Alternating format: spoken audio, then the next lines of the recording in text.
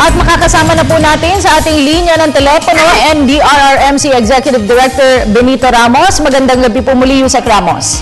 Magandang gabi po at good evening sa ating mga kababayan. Unang bagyo ng taon dito sa Pilipinas, Bagyong Auring. Ano po ang latest info ng NDRRMC?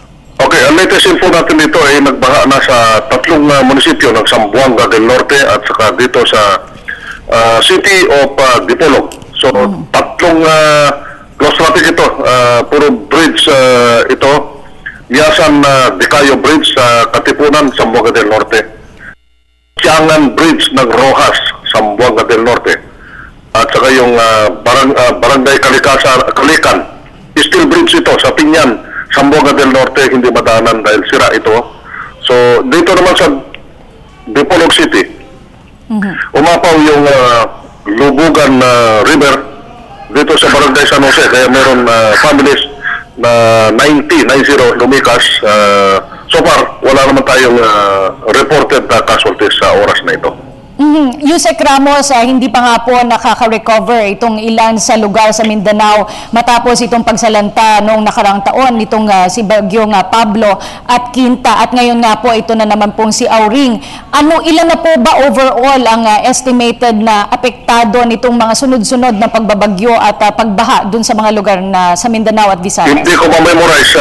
Tignan lang po natin sa website kung magkano ang nasira nito. Nandyan po open sa website natin. Kamusta naman po ang paghahanda naman ng mga LGUs pagdating nitong si Bagyong Auring? Yes, nakahanda na ito. Nung low pressure area pa lang ito, 3 days ago,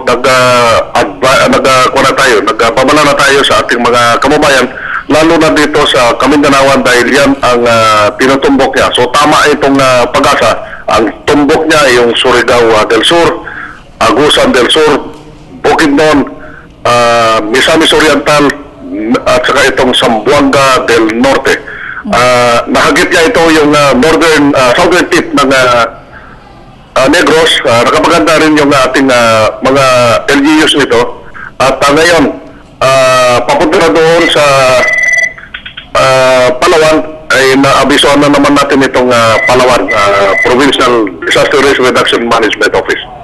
Yusek Ramos, usually po pag merong bagyo ay habang tumatagal padami po ang ating mga evacuees. Kamusta naman po ang paghahanda natin para dito sa ating mga... Naka-preposition po yung DSWD natin at saka yung local na pamahalaan.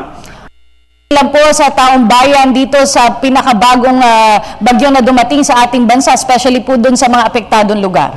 Opo, sa ating mga kababayan, 3 days na ito nagbabala tayo.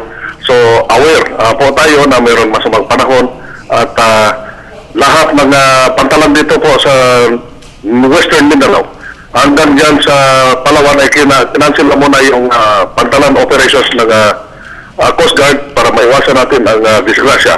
Sa ating mga kababayan naman na mga mangingisda, hindi lang dito sa Western Mindanao saka sa Palawan, at mga mangingisda dyan sa Soc-Sardian area, South Cotabato, General Santos City at saka yung Sarangani. Dahil palagi ito yung marami ang mga tuna fishermen na pupunta dyan sa Palawan area. Kaya ingatan lang po natin ito dahil malalakas ang alon. Nandito pa sa Philippine Area of Responsibility ito si Tropical Depression Auring.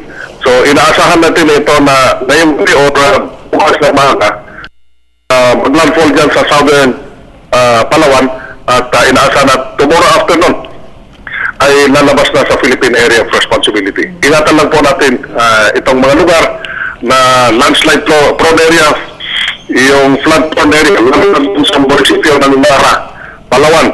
Itong 6 na munisipyo po ito, ang tinutumbok niya Southern Palawan, Nara, Aborlan, Brooks Point, Patarasa, Rizal, and Quezon. Kung hindi magbago itong direksyon niya. So pag-ingatan lang po natin baka magbago ang direksyon niya, imbes na Southern Palawan, baka aakyat ito ng Northern Palawan. So itong gabi na ito, papantayan na naman natin, through pag-asa, iwasan lang po natin itong mga lugar na delikado.